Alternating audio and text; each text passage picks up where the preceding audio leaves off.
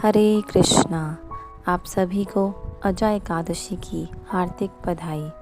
एक समय कुंती पुत्र युधिष्ठिर श्री कृष्ण भगवान से प्रश्न करने लगे कि हे राजन, अब आप मुझे भादो मास की कृष्ण पक्ष की एकादशी के बारे में बताइए। इस एकादशी का क्या नाम है, क्या इसकी विधि है और क्या इसका महात्म्य है। भगवान श्री कृष्ण बोले, हे राजन, सब प्रकार के पापों को नष्ट करने वाली इस एकादशी का नाम अजा एकादशी है। इस एकादशी को अनंता एकादशी भी कहते हैं। इसका व्रत करने से मनुष्य सभी पापों से मुक्त हो जाता है। जो मनुष्य इस दिन भगवान ऋषिकेश की पूजा करते हैं, उनको निश्चय ही वैकुंठ की प्राप्ति होती है। इस संबंध में मैं एक कथा सुनाता हूँ, आप ध्यानपूर्वक श्रवण करें। प्राचीन काल में हरिश्चंद्र नाम का एक राजा अत्यंत प्रतापी, वीर, सत्यवादी, चक्रवर्ती राज्य करता था। उसने किसी अज्ञात कर्म या प्रतिज्ञावश अपना सारा राज्य व धन त्याग दिया, साथ ही अपने स्त्री, पुत्र और स्वयं को भी बेच दिया। वह राजा चंडाल का दास बनकर सत्य को धारण करता रहा, मगर किसी प्रकार भी सत्य से विचलित नहीं हुआ। कई बार राजा चिंता के समुद्र में डूबकर अपने मन में विचारने लगता कि मैं कहाँ जाऊँ, क्या करूँ जिससे मेरा उद्धार हो। इस प्रकार कष्ट झेलते राजा को कई वर्ष बीत गए। इस प्रकार से वह अत्यंत विचलित रहते थे। एक दिन राजा इसी चिंता में बैठे थे कि उन्हें गौतम ऋषि ने दर्शन दिए। राजा ने उन्हें प्रणाम किया और अपना दुखद वृतांत सुनाया। यह सुनकर गौतम ऋषि कहने लगे कि हे राजन, तुम्हारे भाग्य से आज से 7वें दिन भाद्रपद कृष्ण पक्ष एकादशी है, जिसका नाम अजा एकादशी है। तुम विधि पूर्वक उसका व्रत करो। इस व्रत के प्रभाव से तुम्हारे समस्त पाप नष्ट हो जाएंगे।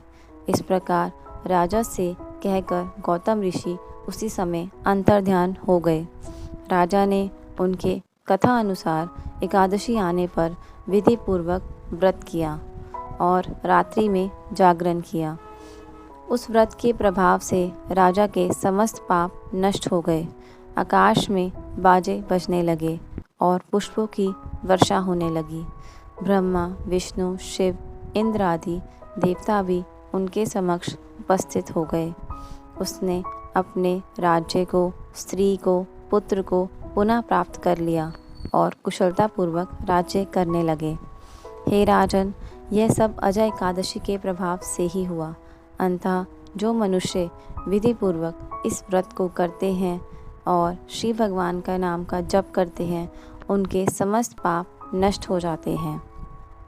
जो भी व्यक्ति इसे श्रद्धा और निष्ठापूर्वक रखता है, इसका पालन करता है, उसके सारे पाप नष्ट हो जाते हैं और शरीर को त्यागने के बाद आध्यात्मिक जगत की प्राप्ति होती है।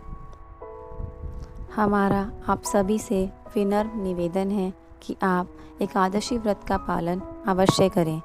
इस दिन किसी प्रकार का अन्न, दाल, चावल नहीं खाना चाहिए। अपनी क्षमता के अनुसार फलाहार या एकादशी प्रसाद ले सकते हैं। प्रयास करें कि इस दिन ब्रह्म मुहूर्त में उठकर स्नान आदि नित्य क्रिया करने के बाद श्री भगवान की मंगला आरती करें। तुलसी देवी को जल चढ़ाएं और 4 बार उनकी प्रदक्षिणा करें। सबसे महत्वपूर्ण, श्री भगवान के नाम का जप करें। अगर आप इस एकादशी का संपूर्ण लाभ उठाना चाहते हैं तो हरे कृष्ण महामंत्र का अधिक से अधिक जप करें। हरे कृष्णा कृष्ण कृष्ण हरे हरे, हरे राम राम राम हरे हरे। हरि कथा श्रवण करें। श्रीमद् भागवत गीता या श्रीमद् भागवतम का पाठ करें। इस प्रकार सात्विक अवस्था में रहकर आपका मन शांत होगा और चेतना शुद्ध होगी। इस एकादशी की कथा के श्रवण मात्र से ही अश्वमेघ यज्ञ का फल मिलता है। आप सभी को अजा एकादशी की हार्दिक बधाई। हरे कृष्णा।